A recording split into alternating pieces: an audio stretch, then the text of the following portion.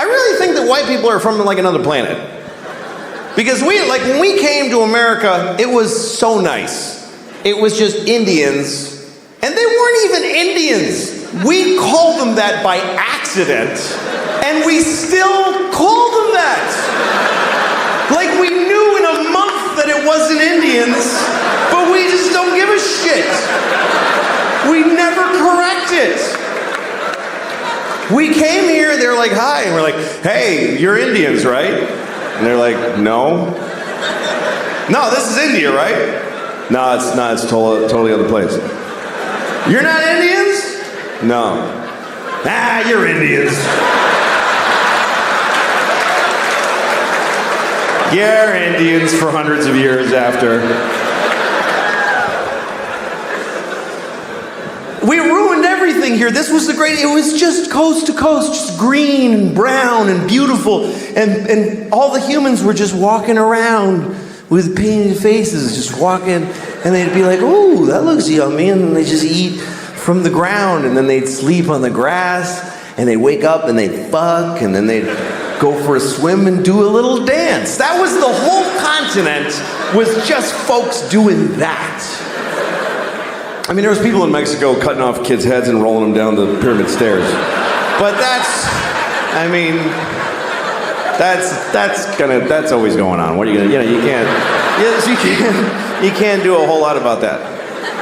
I'll do all the announcements that you would have heard. Please turn off your cell phones. I mean, you can take pictures, but turn off the flash. That's stupid, because it's not... You know, like when you're watching the World Series and there's all like that, like your flash is lighting Yankee Stadium. Just leave your flash off. If you have, don't yell out during the show. If you have something you want to say to me, totally, this is what we do. We write it down, and then you go outside in the lobby, and then you go home and you kill yourself. Because that's selfish. This is a rhetorical performance. It's got nothing to do with you. Don't text or Twitter during the show. Just live your life. Don't keep telling people what you're doing. Just because also, it lights up your big dumb face. It lights it up. I see this beautiful sea of darkness within just one guy. So don't do that. What else? No Jews. I think they said that earlier, but they told me I have to say it. Jews aren't allowed. If you're Jewish, it's a good time to go. If you see somebody kind of Jewy looking, then please tell an usher, and they will. Sir, come on, let's go. Come on, let's go. So you can have confidence, but you got to be a little, I mean, there's things that people did in history that I wouldn't have done, for sure. Like, I wouldn't have made an Auschwitz. I wouldn't have done that. What am I going to do with an Auschwitz? Yeah, Auschwitz is not one of those where you're like, it was the times, It was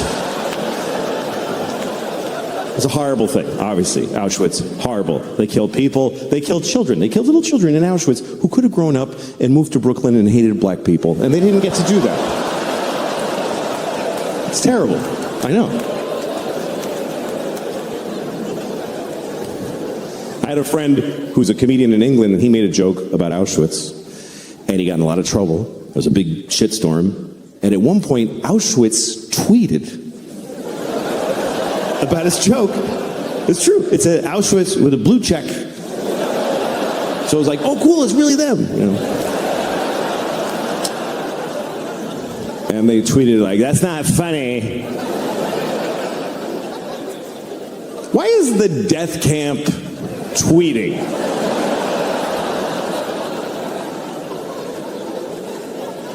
Who's running the social accounts at Auschwitz? I got a summer job at Auschwitz. I'm running their Twitter. A lot of what they teach kids is just to make them polite people, Like they teach them that there's words you shouldn't use. There's bad words. Don't use the bad words. I can't teach my kids that because I do this for a living. But I didn't want my kids to be, assholes. So I used to tell them, like, okay, look, there's no bad words. There's no bad words. All words are good, bad, nothing. But there's some people that get upset when you use certain words. So if you're going to use those words, look at the person first and try to guess if they're that kind of person.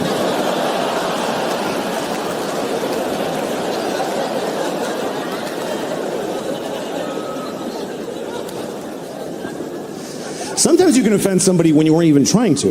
Like there's certain phrases, certain statements that if you're going to say them, you should say them without stopping in the middle.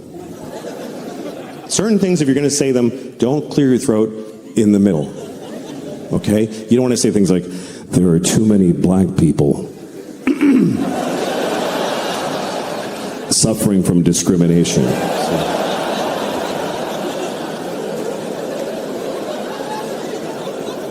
We need to stop the Jews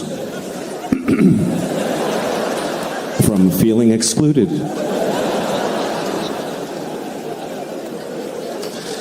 I once fucked a baby, and then I fucked him again. So you want to get through that one. Otherwise, people get the wrong idea. They'll think you only fucked that baby once. Okay, this is a book about Jesus. Actually, the whole book is not about Jesus. Only this much. Only that much is about Jesus. The rest of it is the Jews going like, and then we walked for 50 years in the desert, and we only had a little bit of oil. It was difficult. It's verbose. It's a lot. Look at it. It's just Jews just fucking, and then Jacob bought a goat, and he had Isaac, who had Ruth, who had Abraham. And Abraham lived to be 800. Yeah, I bet he did, too. The Jews in the early chapters are all like 800, and then God was like, I can't with these fucking Jews for 800 years. I can't. We're starting heart disease right now. Cut them down to 10%. There's a few missteps in the Jesus story, I'm telling you. Like when he went to Jerusalem for the first time, his friends put him on a donkey and they took him through town, through Jerusalem, and they're like, King of the Jews, y'all. King of the motherfucking Jews. And the Jews did not like that. The Jews were like, not my president, whatever. I was talking to my friend the other day about Jesus, Christ. And I don't remember why, but I happened to mention that Jesus was Jewish. And my friend said, he was? And I said, yeah, Jesus was Jewish. And he said, I don't think so. And I said, that's okay. It already all happened. Doesn't matter what you think. But he argued with me. He was like, dude, Jesus couldn't be Jewish. Think about it. I'm like, you fucking think about it, you idiot. What was he then in your... What was he, Presbyterian? What was he? Catholic? Okay, Jesus was Catholic. And he had a gold chain with a cross. And when they nailed him up, he was like, oh, that's why we have those. That finally makes sense. I didn't even know. Oh, fuck, that's me. I'm the little guy on it. I'm curious about God. I'm curious about his life. I'm curious about God's existence. What's that like to be God? You know, we don't know anything about him. I think one reason people don't believe in him because we don't have a sense of God, because it doesn't say anything anymore. He used to talk all the time. He used to go up to people on the street. Hey, tell everybody does that. I'm writing on the rocks. Look at that. Do it. And it was confused. Everybody's like, oh, okay, trying to figure it out. And then for 2,000 years, he just, nothing, says nothing. And everybody's fighting. He could clear a lot of shit up with a 5-minute press conference. If God spoke for 5 minutes, he'd solve a lot of problems. He'd just show up, all right, everybody, yeah, I'm the Lord, okay. Real quick. First of all, Mormons just, no. What is that? Just go home. Also, Jews with the little things, what the fuck, I don't know. Put a hat on or don't. Nobody gives a shit. This is weird. I hate these. I hate them. I send everybody with one of those to hell every day. I do. It's just my thing, just so you know. Do what you want, but that's where you're going. Now you know. Also, I don't care who you fuck. I don't care. It never mattered. It was Adam and Eve and Steve. They were all fucking each other. I was jerking off to it. It was a great time. So it's not an issue for me. I don't know why it is for you. Have fun and use all the holes. That's what I say. Also, you're supposed to fuck the animals. That's why I made them. Why are you not fucking the animals? There's only like 30,000 of you fucking the animals. What are the rest of you? You're eating them? That's disgusting. What is wrong with you? How could you eat a perfectly fuckable pig?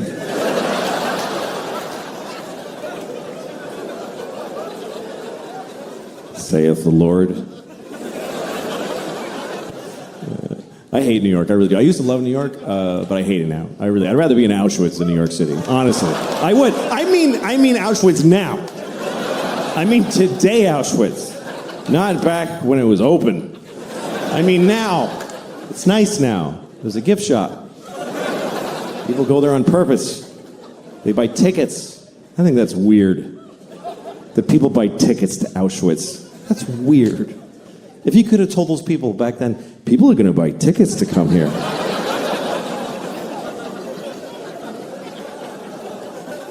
Yeah, wrap your head around that. Jew. That's, all right, I'm sorry. I'm sorry, never again, I promise. That's what we say about the Holocaust, never again. Because they killed 6 million Jews. If they only killed like 10,000, would it be like, okay, 2 more times? And then taper off, because it's a little much. I'll tell you, I went to Auschwitz. This is a true story. I actually did go to Auschwitz because I was doing shows in Poland. Because I had to go to Poland to do shows. So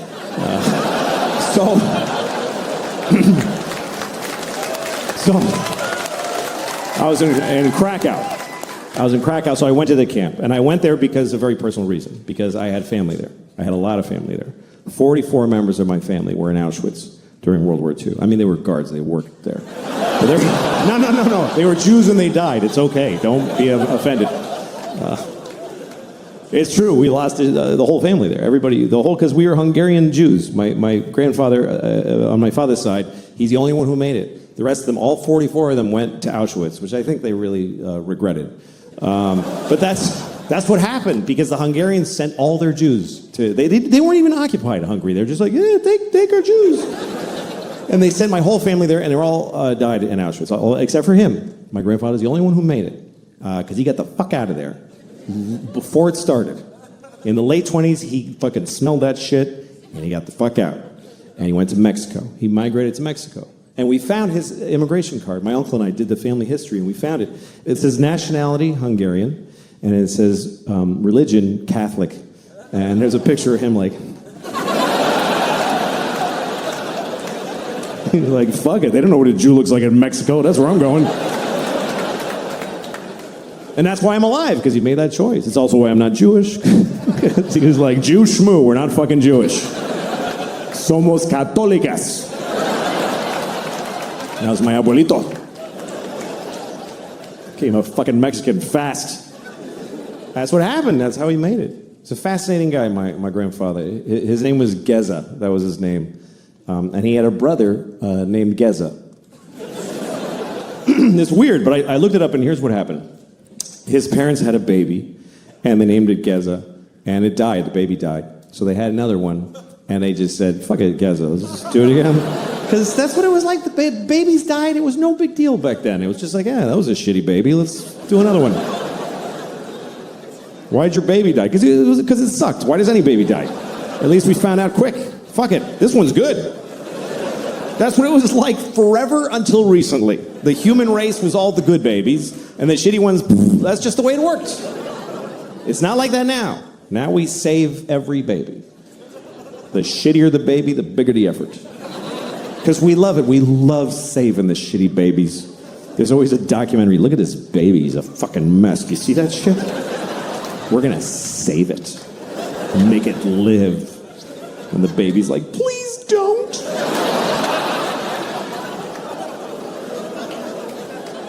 But we don't like when babies die. We get more upset when a baby dies. What? Who knows this baby? What are... Did you hear about Jeff? No, he was here for one day. Nobody met him.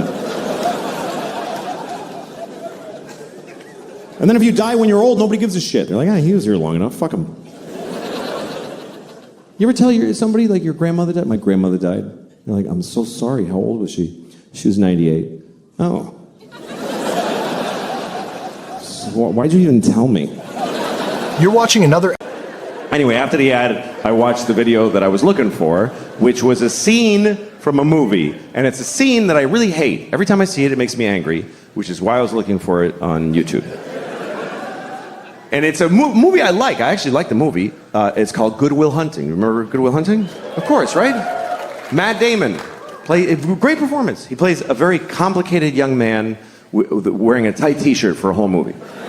And here's the thing. Here's my issue with Goodwill Hunting. Matt Damon also wrote the movie, okay? So he basically sat down and he's like, first of all, I am amazing. I'm a construction worker. I'm like working class. And I drink beer and I get in fights. I get in so many fights.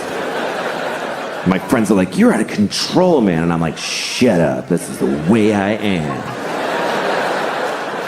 But then also, I'm a genius. Ooh. I didn't even go to school. I just know things. I don't know why. I just know them. And all the nerdy geniuses that studied for years are like, he's so much smarter than us. It's making us upset. It's insane. It's fucking insane. It only makes sense if he wrote it for himself to be the guy. So the scene I was looking for, it's the worst example of that in the movie. Here's what happens. He goes to a bar and he meets a woman and he likes her. And another guy likes her too, but she picks Matt Damon. Because he wrote the fucking movie, because he decided, you understand? She doesn't like him, she likes me, you better believe it. So he gets her phone number, and then he goes outside, and he sees the other guy in the window of a restaurant, and he decides to taunt him. So he goes over, he tells his friends, hey, come here, watch this. And he says to the guy, hey, do you like apples? And the guy says, yes. And Matt Damon goes, well, I got a number. How do you like them apples? And all Matt Damon's friends go, oh! Oh! This was amazing! Oh! Oh my God! Oh my God! You were ready with that! How? You know how he did it? He wrote the whole fucking movie, okay? He made everybody say all the things. Otherwise, this doesn't happen. I mean, he hinges the whole fucking prank on the guy liking apples. The guy must like apples. Who would say yes to do you like apples coming from a clear antagonist? Who's setting him up, gathered his friends. Do you like, wait guys, watch this. Do you like apples? God damn it, I do. I wish I didn't. So I can tell this is not gonna go my way. But I can't lie. He'll know it. He'll know it because boy, do I like apples. Do you understand? If he says no, Matt Damon is fucked. He's fucked in the face for life. He's got nothing. Do you like apples? No.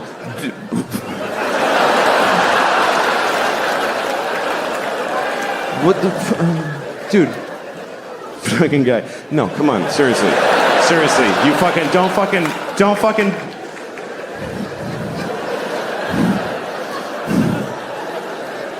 Do you like bananas? Because the woman gave me her telephone number, and isn't that bananas?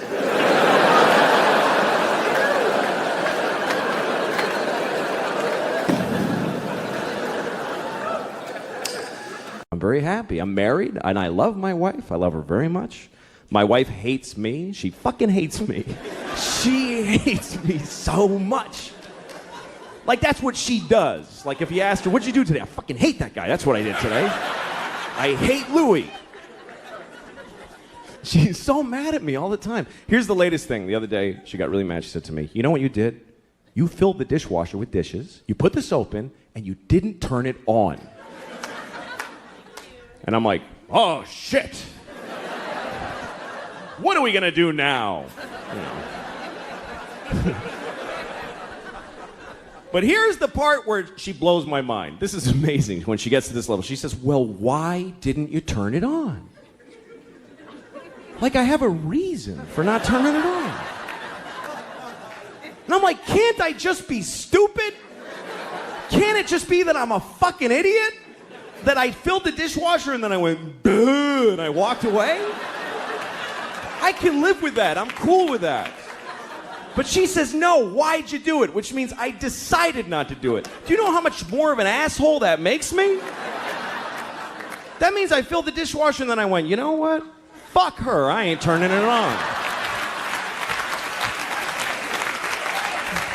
She can suck my dick if she thinks I'm pressing that on button. I'll fill it, but I don't fucking press on, not in my own house. Why would I do that? But anyway, now I live in a nice building, and I'm not used to it because it's nice. There's like a pretty courtyard with flowers and a fountain with little marble boys pissing. I don't know. What is it with fountains? Like, all fountain sculptors are pedophiles, basically. You can't get a fountain made without... Can you make me a fountain? Yes, I'll get started right away. Oh, yes! Yes! It's finished! And it's just little boys pissing on the face of a Greek god that looks like him a lot. Piss on me forever!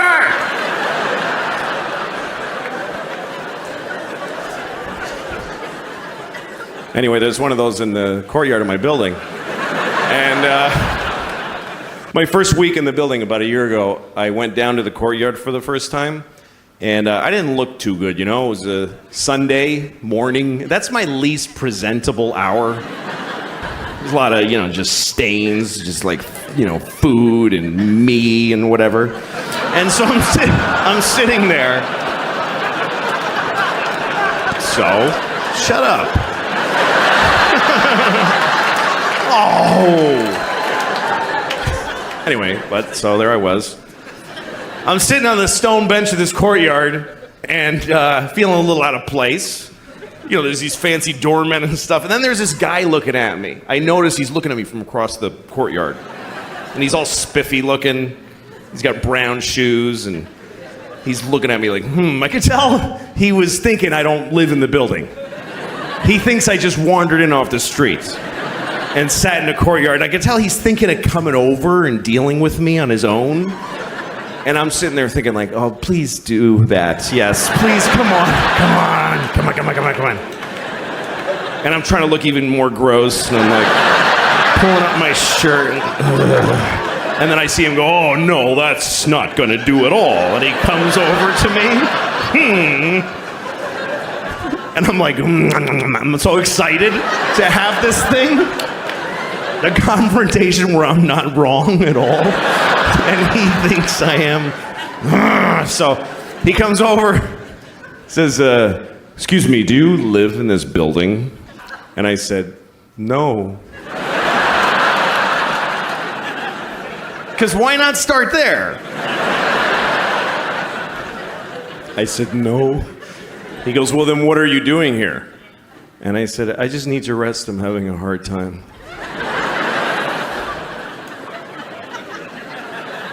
He says, this is private property. And I said, well, I don't really believe in that. You know, just the worst things I could say from his point of view is basically all the things I was saying. And he goes, well, if you don't leave, I'm going to talk to the doorman. I was like, can I just stay like 5 more hours? So he's, no, and he goes over to the doorman, and I see him talking about me to the doorman like this. And then I see the doorman going, oh no, that guy lives here. That's okay.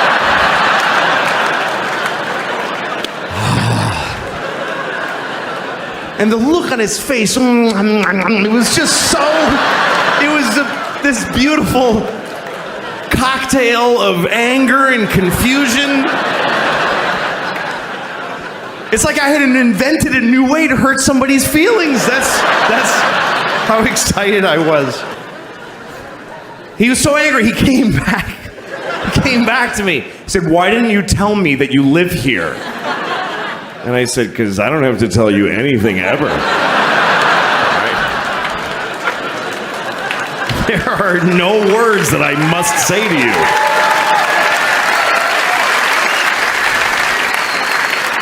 Also, I didn't want to ruin your thing. That's your favorite thing you were doing. You love that! Making people not be places. Also, I make more than you. I just don't give a shit about myself.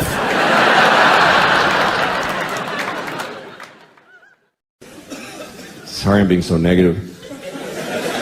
I'm a bummer. I don't know. I shouldn't be. I'm a very, lucky guy. I got a lot going for me. I'm healthy. I'm relatively young. I'm white, which thank God for that shit, boy. That is a huge leg up. Are you kidding me? Oh, God, I love being white. I really do.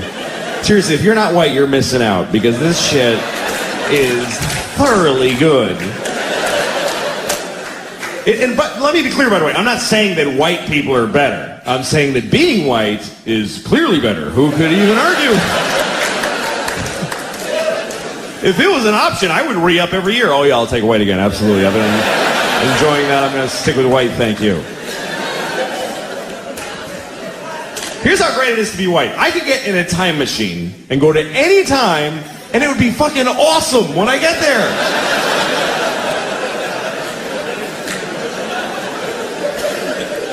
That is exclusively a white privilege. Black people can't fuck with time machines. A black guy in a time machine is like, hey, anything before 1980? No, thank you. I don't want to go. But I can go to any time. The year 2? I don't even know what's happening then. But I know when I get there, welcome, we have a table right here for you, sir. Oh, thank you. Oh, it's lovely here in the year 2. I can go to any time. In the past, I don't want to go to the future and find out what happens to white people, because we're going to pay hard for this shit. You got to know that. We're not going to just fall from number 1 to 2. They're going to hold us down and fuck us in the ass forever. And we totally deserve it. But for now, whee!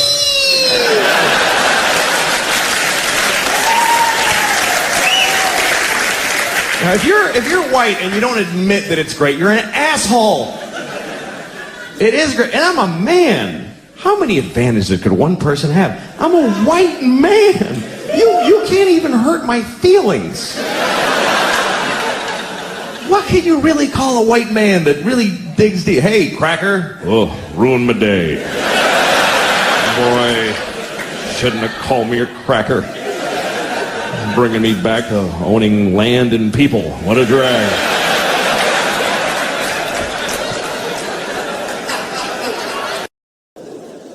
Well, I feel sorry for Jesus. That's how I feel. I don't know how much you know about Jesus, but I feel fucking bad for Jesus, man. I do. He had a hard life. I mean, the last day was particularly difficult, but if you look at pictures of him, he had to wear that thong, that fucking just dish rag yanked up his balls. Just, carrying his cross like, fuck, just a rash. Some people say you should live like Jesus. Who can live? He was insane. You can't live like that. He had a weird life. I'm reading about Jesus. I have this book about Jesus. I'm going to share it with you.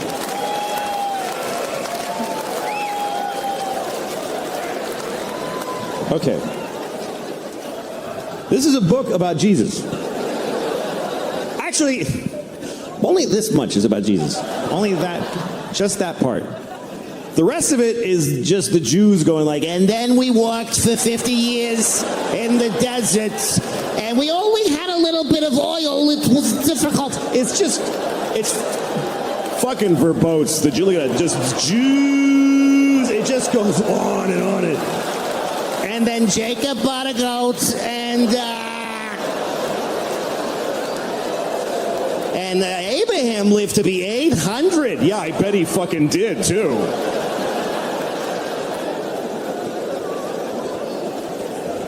The Jews in the early chapters are all like 800 years old. And then God was like, I can't with these fucking Jews for 800 years. Heart disease starts today.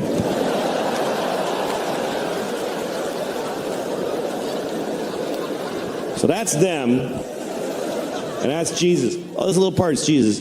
And the weird part is it's not all, like, it's all the same story over and over again. They tell the same story about Jesus' life over again. First Matthew tells it. And then Mark is like, dude, that's not what, you're fucking drunk. Here's what happened. I'll tell you what happened. Hey, Paul, you weren't even here. Shut the fuck up. And I started reading it because I never read it. I was raised Catholic, but they don't encourage you to read in the church. They don't. They don't want you to read this. You know, Jews read this shit in Hebrew. And Baptists sit down, they read together. But the Catholics, they want you to come in the building. They want you to come in and they tell you. And you're like, can I read it? They're like, yeah, I'll tell you what happened. You know, sorry, put the book down. But it's interesting because when you read the stories, you know, you think of them as lofty, kind of like, but some of them are just basic life in the Jesus. Like, okay, here's one. This is when he turned water into wine. This is his first miracle. This is John chapter 2, okay? Okay, and on the third day, there was a wedding in Cana of Galilee. And the mother of Jesus was there. And both Jesus was called and his disciples to the wedding. And when they wanted wine, the mother of Jesus saith unto him, they have no wine here.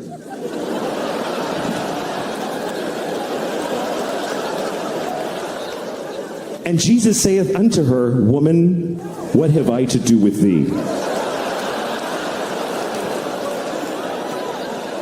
Just life. Mary was a fucking alcoholic. He took her to a wedding. There's no fucking wine, Jesus. What am I supposed to do here without wine? And he's like, Mom! Don't!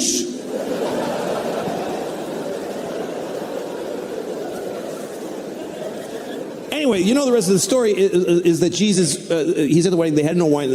So Jesus went to the guy running the wedding and he was like, look in the water barrel. Like that, like a close-up magician. Why don't you take a look? Maybe it's not the Red Queen. Go ahead, flip that card over. What do you think? Told him to look in the water barrel, and he looked, and it was wine. He had turned all their water into wine. Everybody rejoiced. Except the guy running the wedding was probably like, we did need some water.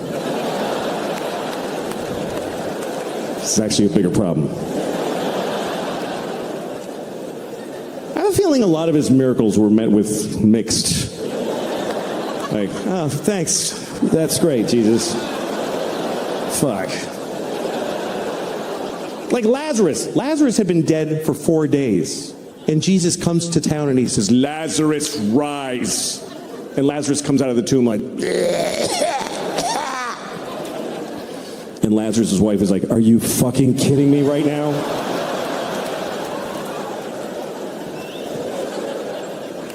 But so here's a story though I want to read to you. This story, I've never seen it in a Jesus movie. This story is not in any movies about Jesus. And it's not, I never, until I sat and read this, I never heard this story. Because it's weird. This is the story of Jesus cursing a fig tree. Does anybody by applause know of this story? Okay, that's just enough to make it clear. This is true. I mean, it's not, nothing's true in here. But I'm just kidding. I'm just kidding. I don't fucking know. What do I know?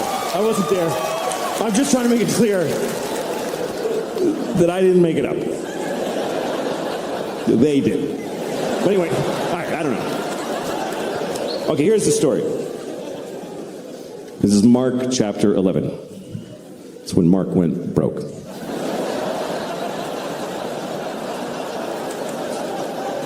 Okay.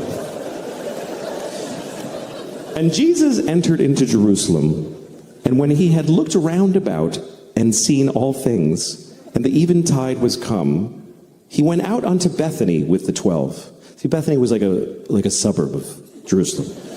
So he went in Jerusalem. You see all the shit downtown, but you don't stay downtown. You go to the Marriott by the airport. That's what Bethany was. Okay? And on the morrow, when they come from Bethany, Jesus was hungry. And seeing a fig tree afar off, having leaves, he came to it, if haply he might find anything thereon. But when he came to the tree, he found nothing but leaves, for the time of figs was not yet. And Jesus answered and saith unto the tree, No man shall eat fruit of thee hereafter and forever. And the disciples heard it. And in the morning when they passed by, they saw the fig tree dried up from the roots and dead.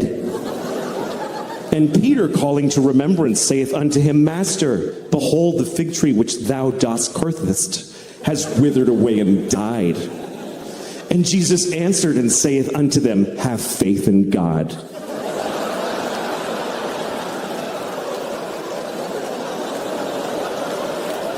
What the fuck kind of a Jesus story is that? Hey, Jesus, you killed a tree. That's right, motherfucker.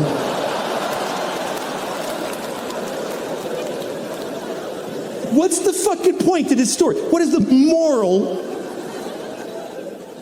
Jesus just killed a tree. He was hungry. He was fucking cranky. He's like, there's no figs. Fuck you, tree. You're fucking dead, you piece of shit. I wanted a fig. You're fucking dead. Watch this.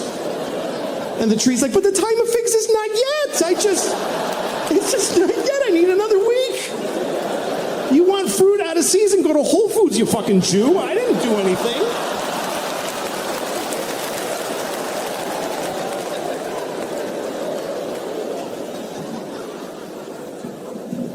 You can't act like that, man.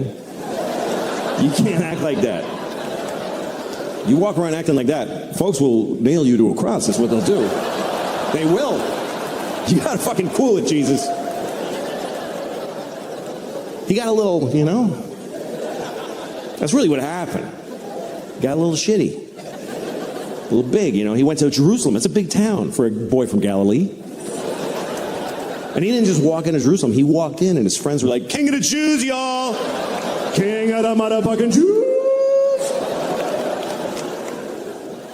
The Jews didn't like that. The Jews were like, not my president, whatever,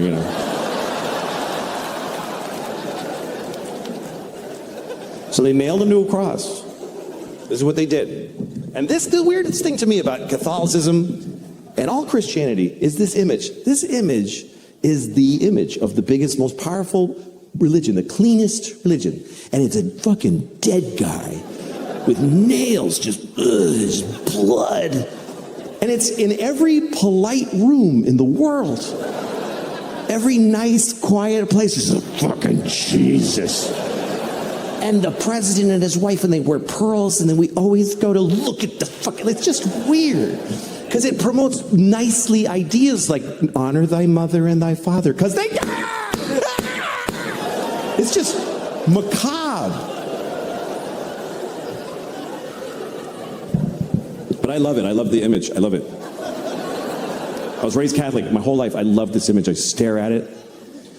Every time I go by a church, if it's open, I go in because I want to see their Jesus. They all have a different Jesus. They're a little different.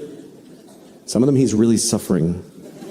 And some of them he's just like, oh, well.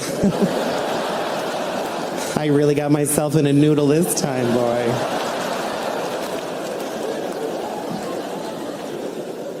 Sometimes it's just a cross. Like, oh, fuck, where'd he go? Jesus got away. But they're all different. I was in a Korean church. And I saw a Korean Jesus. They had a Korean Jesus with the... Don't get mad. How else would I know? It was just what Korean Jesus. Ooh, whatever.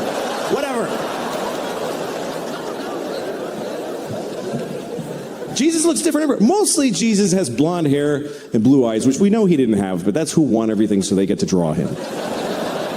The truth is Jesus was black, but you don't see that often. Black Jesus. Hey man, get me the fuck down from here. Whatever, all right. But everybody wants Jesus to look like them, so they draw him to look like them. That's why I don't like that he's always skinny. Jesus always rails. They just fucking, I've been doing Pilates for months getting ready for this. It's not fair. You never see a fat Jesus. I never one time saw like there's a fat Jesus. With like 10 nails in each hand.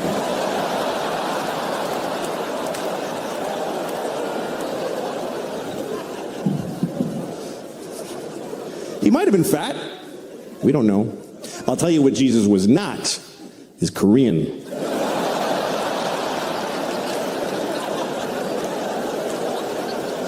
There's no Koreans in Jerusalem in the year 1.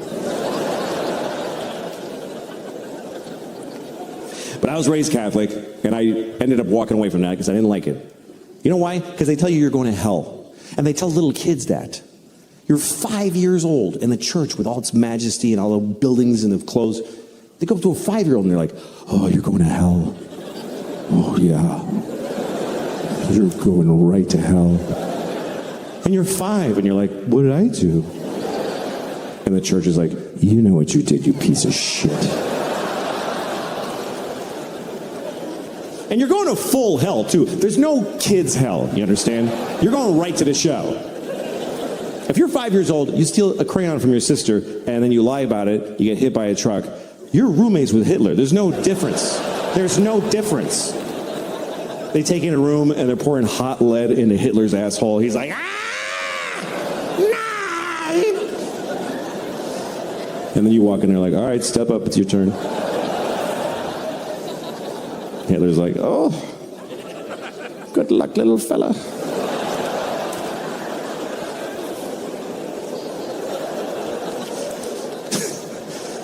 Poor Hitler, man. I mean, at this point, he's been down there for 75 years. He's probably nice now. Hitler's probably nice to newcomers in hell, you know. Hi, yeah. Yeah, it's pretty bad, yeah. What's that? Oh, yeah, okay.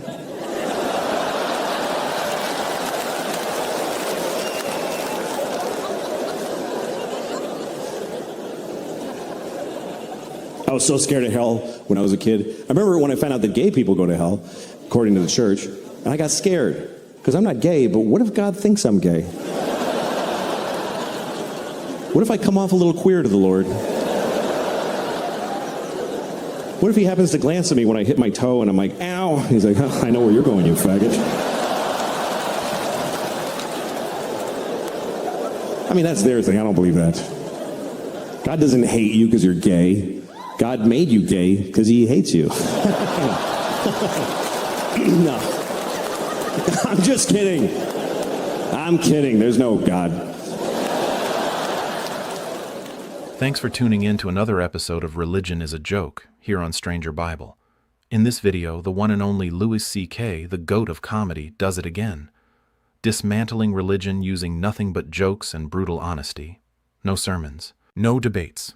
Just a mic, a Bible, and a masterclass in satire. The brilliance of this bit? He simply read the Bible. That's it. The one book that, ironically, might turn you atheist if you actually study it. But here's the thing. Louis C.K.'s irreverent take on faith isn't just about laughs. It's a call to think critically, to question the stories we've been told, to wrestle with our doubts, and to confront the mysteries of existence head-on. As for me, I remain unconvinced, but not uncurious. The divine may be elusive, but the questions it provokes are undeniably real. And if there is a God, perhaps it is in the asking, not the answering, that we come closest to whatever truth may be. Thanks for watching Stranger Bible, where religion, comedy, and philosophy come together to liberate the mind, challenge the soul, and prove that religion is a joke. Please remember to like and subscribe. And I have kids now, and their parents are divorced also. And I remember when we told our kids about that we were going to divorce. If you get divorced, you should tell your children. So we had to do it carefully because they were 5 and 2 years old at the time. So we had to put it in a way that they could comprehend. So I remember we sat them down and I said, okay, listen, you know how you love your dog? You love your dog. Like sometimes you give your dog food from your plate. You're not supposed to, but you do that because you love your dog. Remember the other day your mom and I were like, don't give the dog any ham, but you did because you love your dog. Okay, so that's why we're getting a divorce. Because you don't listen.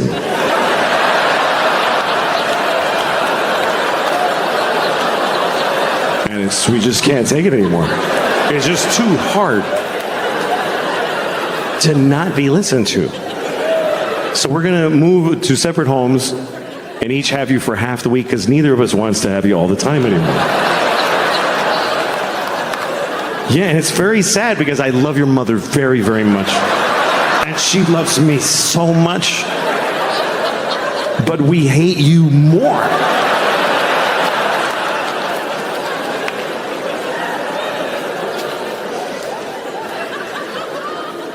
That's how we handled it. You do your best, you know? That's all you can do with your kids, just do your best. Nobody fucking knows right from wrong. When I was a kid, they just taught us things to just try to keep us, just shut the fuck up. Our morals were just shut the fuck up. Things like slow and steady wins the race. They taught us that. Slow and steady wins the race. Really, does it win the race? You know what beats slow and steady? Fast and steady. Kicks the shit out of slow and steady. Slow and steady beats old and retarded. That's about it. Stop telling that to kids. A lot of what they teach kids is just to make them polite people, you know? Like they teach them that there's words you shouldn't use. There's bad words. Don't use the bad words. I can't teach my kids that because I do this for a living. But I didn't want my kids to be, you know, assholes. So I used to tell them, like, okay, look, there's no bad words. There's no bad words. All words are good, bad, nothing. But there's some people that get upset when you use certain words. So if you're going to use those words, look at the person first and try to guess if they're that kind of person.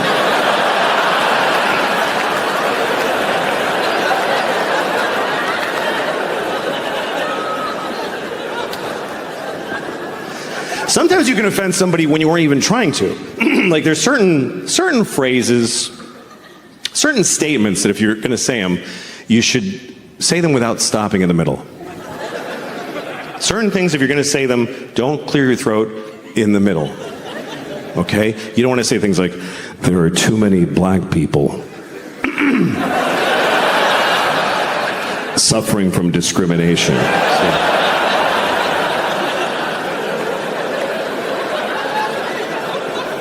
We need to stop the Jews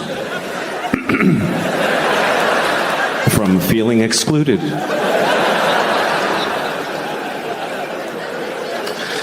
I once fucked a baby, and then I fucked him again. So you want to get through that one. Otherwise, people get the wrong idea. They'll think you only fucked that baby once.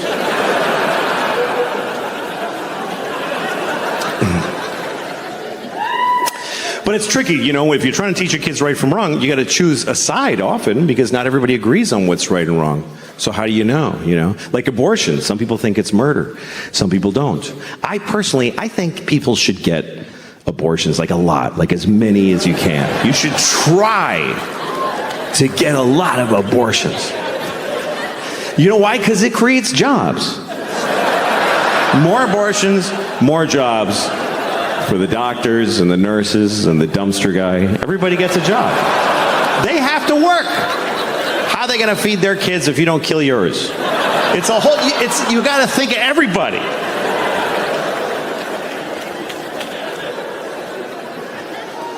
Abortion is a big topic, of course, because Roe v. Wade was overturned. Roe versus Wade. Of course, we all know what this is. This was a court case. Roe was a woman who wanted an abortion, and Wade was the baby, I guess. I don't know. I don't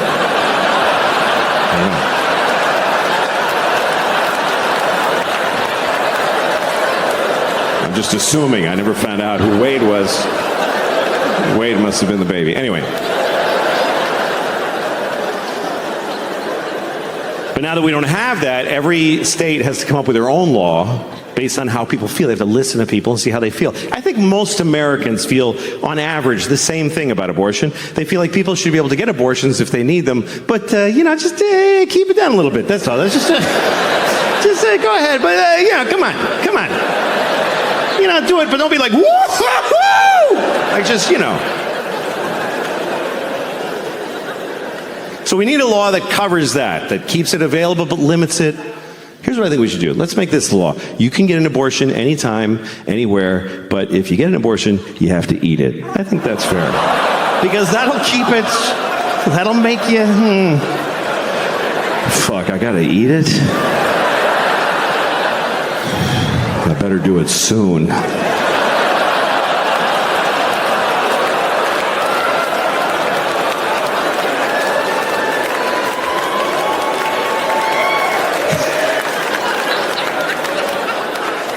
Just trying to make everybody happy, Some Catholics believe that contraception is murder. They think if you wear a condom, if you stop a sperm from getting to an egg, you killed a possible baby. By that logic, I could say that any woman that won't fuck me is a murderer. Let me tell you, there's a bunch of murdering bitches out there.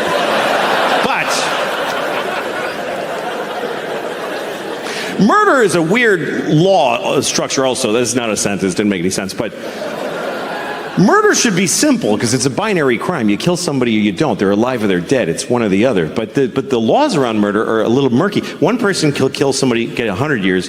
Somebody else gets 20. Why? What's the difference? Here's what they base your sentence on with murder. They base it on how you felt when you murdered them. That's weirdly important. They say, okay, you shot him in the face. But what was up with you, man? Like, what was going on? Like, come on.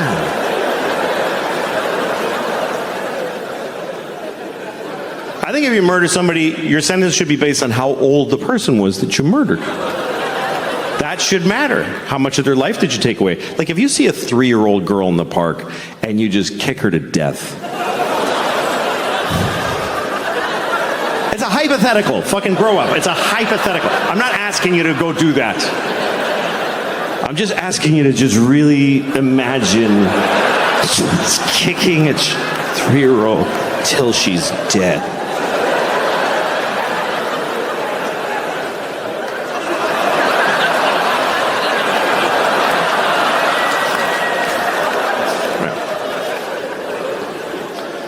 If you kill a 3-year-old, you should do a lot of time. You should do a lot of time, unless she's got like diabetes. You got to work it all in. But what if you kill somebody who's like 98? He's 98 and he's like in a hospice. He's not even good 98. He's in a hospice. You know what hospice is? It's like a hospital where they don't try to help you. And say there's a guy he's like 98 in a hospice. He's got cancer and AIDS and COVID. And he's like, and they just unplugged him. And right then you walk in.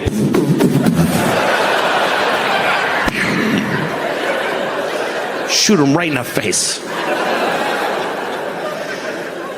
You should get like 5 minutes for that.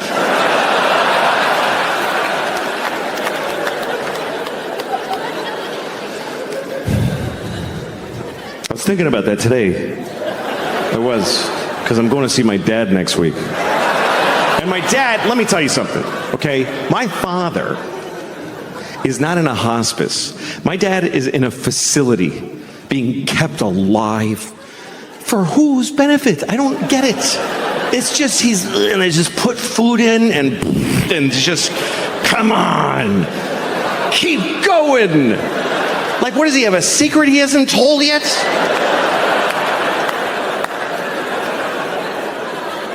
Because, look, my mom just died. She just died. That's how it works. By the way, for you young people, here's how life goes. One of your parents is going to die, and the other one is just never going to fucking die. They just will never fucking die. Ever.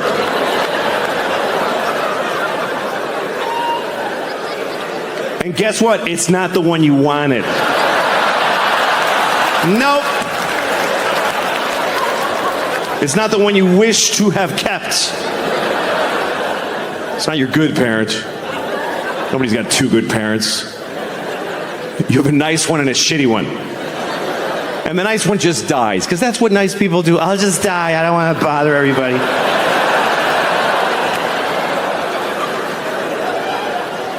And the shitty one just hangs in there. Yeah, I'm still here. Another day of this. Why? What the fuck for the long life? You can live too long, I think. You can live too long. Some people are 100. Get the fuck out of here. Nobody knows you.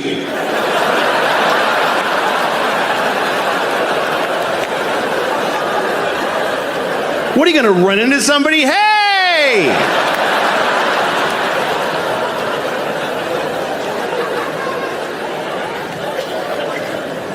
Some people are even older. Some people are... You ever read about the oldest person in the world? There's always an oldest person. And sometimes you read about them because the other one just died. That's when they tell you that there's a new oldest person.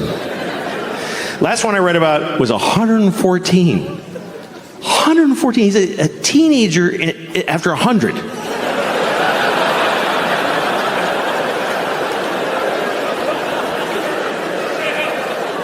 You know what that means? That means he's got a kid who's like 92. Who's like, please fucking die. I'm just hanging around so I can have 1 week without you in it.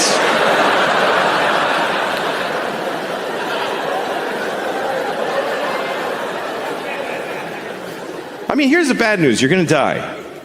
But here's the good news. When you get closer, you're going to want to fucking die. It doesn't keep being good. You don't get to keep your life the way it is. Like, I'm 55. Both hands hurt. Both hands. Both my hips hurt. I'm lucky I have only one asshole. The whole fucking body hurts. When you're like in your 30s, you don't even think about it. You're like, because here's like, there's the beginning of your life, and there's the end. So like, you start like in your like you're your 30s. You just shuffle. You don't even aware of this movement. You're just shuffling along. Hey, this life is good. It's pretty cool. And then somewhere you're kind of aware that way down there, people are falling off the edge. Oh, I don't know. It's weird. And then you're not thinking. Then you're all of a sudden you're close, and you're oh fuck, I knew that guy. Oh my god. Holy shit. But there are signs that your time is coming to an end, you know? Like they don't make my shampoo anymore. They don't make it. It's like, why'd you stop? Like, you're the only one. Nobody fucking cares about you. And so I thought, I'm gonna make my own. You notice there's no women gone wild. Because no one would fucking buy the Wild Women DVD. Because when girls go wild, they show their tits to people. When women go wild, they kill men and drown their kids in a tub. That's what wild women do. They don't show their tits to nobody. They ruin everything. And I really hate boners. I hate every one I've ever had. I remember the first time I was 9. That's the worst thing about a little boy's life, is that you start getting boners when you're 9, and you don't come for 3 fucking years. It's 3 years of just vicious little boners. They don't go away. You just pass out moaning in a ditch somewhere. And you wake up, you're still hard. It's awful. If you ever see a 9-year-old boy on the street, just give him $20, because he's very unhappy. Or suck his dick, however you feel like you can help him out.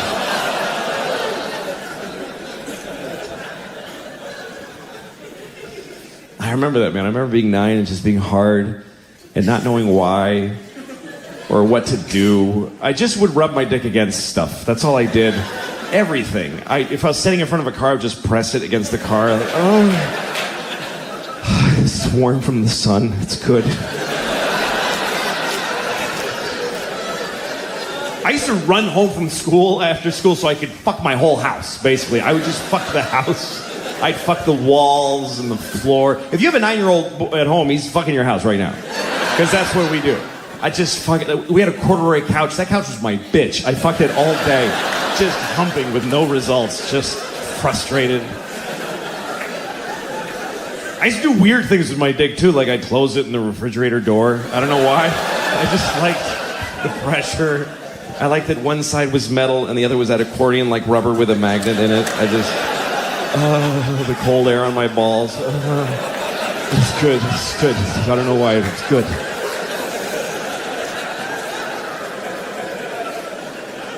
I don't know how I ever got laid, really, because I was awful at it. I still am. I never understood, like, there's guys that just have this confidence and they can, like, go out with a girl, know when to lean in and kiss her and shit. I couldn't, I would just go, could I ever fuck you? Like, I just blurted it out.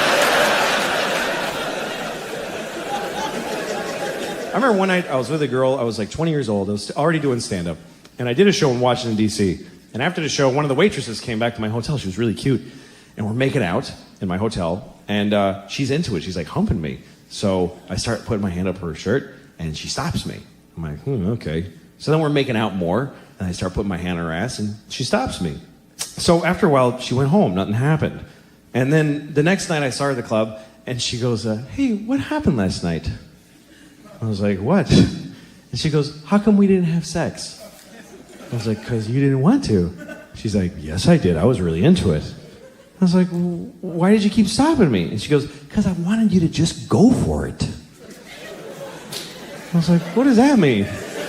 She says, I'm kind of weird. I get turned on when a guy just gets frustrated and just holds me down and fucks me. Like, that's a big turn on for me. And I was like, well, you should have told me. I would have happily done that for you. And she says, no, it has to feel real and dangerous. I'm like, what, are you out of your fucking mind? You think I'm just gonna rape you on the off chance that hopefully you're into that shit?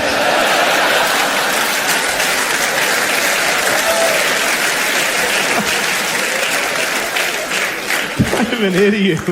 I'm getting kind of a rapey vibe from this girl. I don't know. I suspect she might enjoy being raped. Maybe that's her thing. I don't want to ask first and ruin it, so just take a shot and rape her. What the hell? What's the worst that could happen after all? Jesus.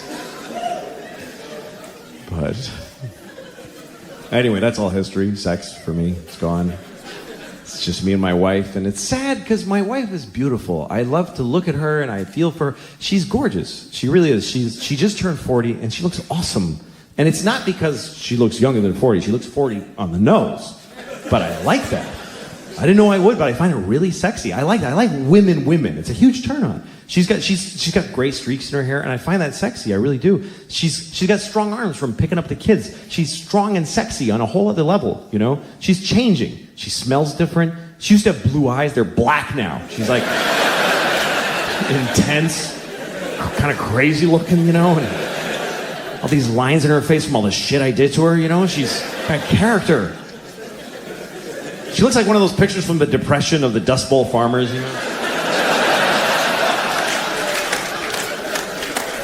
She's intense. I like it. It turns me on. That's what I like now. I like women, you know? Girls, I'm done. Long time ago. 22-year-old girls, God bless you. Go do a shot. Whatever the fuck you do with your time. Woo!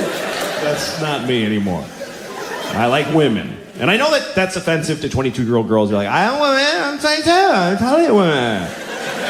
I study women's issues and I'm a woman.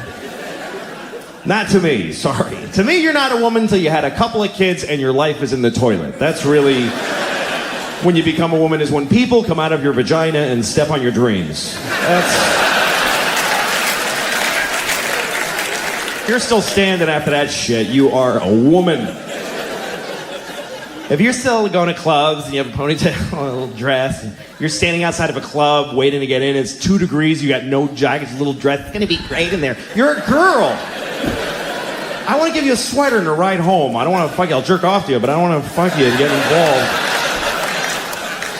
with a girl. I do want to fuck you, but you won't fuck me, so fuck you anyway. But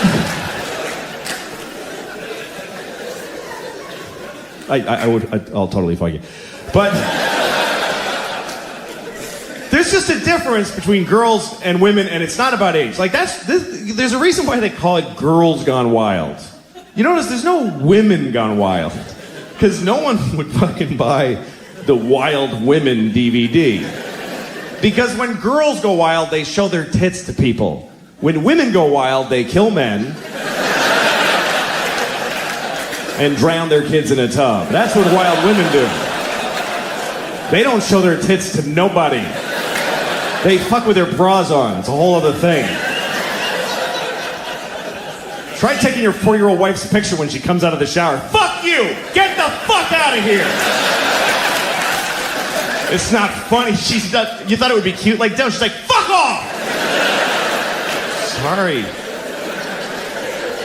Because she doesn't have tits anymore. She has breasts that need to be checked and maintained. I get bills for my wife's breasts. That's some grown-up woman shit right there.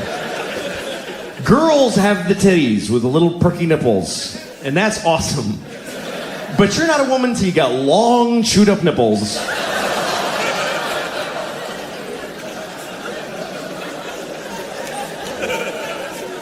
And you're not a man till you suck one of those fucking things either, by the way. Thank you very much, folks. I hope you had a good time. Thank you. Good night.